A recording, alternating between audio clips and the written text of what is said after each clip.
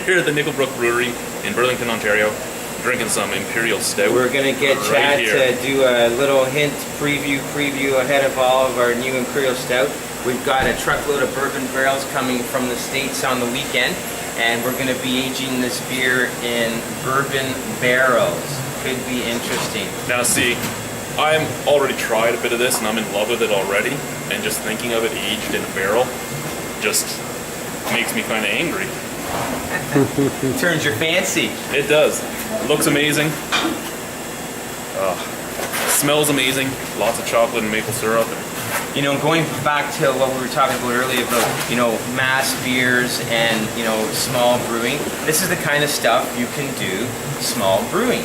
Like, you know, it's like, you know, I love to cook. It's, you know, I'm sitting at home, I'm making a pot of something, and you start playing with ingredients and spices and herbs and stuff, and you create stuff. And this is what a little brewery does, you know.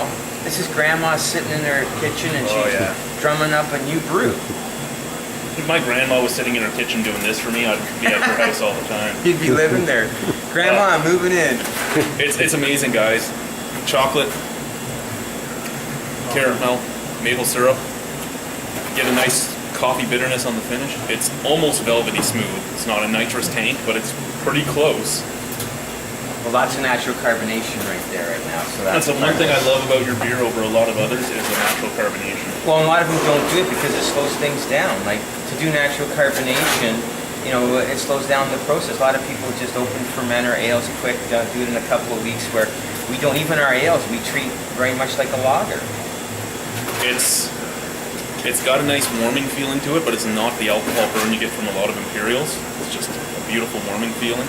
This would be great on a nice cool day sitting out on the patio.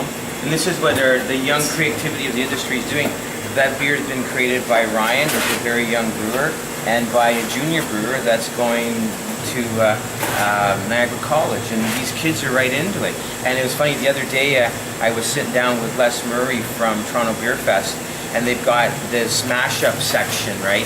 And they're getting tension about where the money's going to the mashup section. I said, okay, let's make it simple.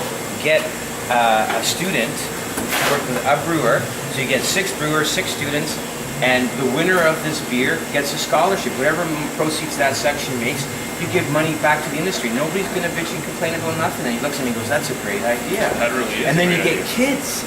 These kids will be so pumped to make a beer that's going to be tested and, you know, showcased at Toronto Beer Fest. They're in a high. They're in heaven. You know, who wouldn't want their beer being showcased at Toronto Beer Fest when you're in your 20s? You know? I would. Exactly. Now, I know I'm standing here with John. By our canning machine. This beer, right now, is like a 9.5. Thank you. In a bourbon barrel, I can just imagine. 10.5? Can you go that high? Possibly.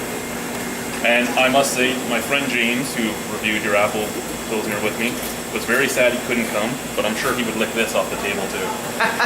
I saw that one. That was a pretty funny video. Thank you. Chad, I don't think you've gone that high before. Right? No, I've done a couple 9.5, yeah, not many though. But it's worth it. It's now in the top 5, just this right on, it so not even it. finished yet. Oh, I got to tell you a little story how I met Chad. He stripped our gluten-free apart, and he came into Nickel Brook a couple of months ago. And I was so upset when I saw the review on that. But you got to realize what we're working with. We're making a gluten-free beer. Celiacs are loving it. Yeah, I'm not a huge fan of it, but people that have no choice are thinking it's wow. And he tore a strip off. He comes in, you know, not identifying himself, and I recognized him. I said, "You're the son of a bee who took a strip off my gluten-free beer," and I laid into him. And now, you know, he's become a bit of a fan, which is nice to see. In my defense, however, I am the only beer reviewer that ripped a strip out of it that tells the viewers that say that it's amazing, that I know you might like it, but it's just not my kind. Oh no, and there's a lot of them out there that are, no, you're wrong. I've drank so much beer that I'm right. Yeah, I accept it. I know that alright, you can't drink what I'm going to drink. He won't be back till later.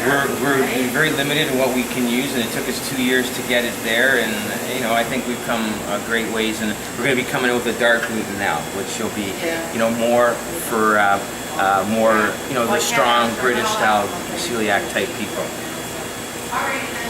Alrighty, thank you guys. Bye.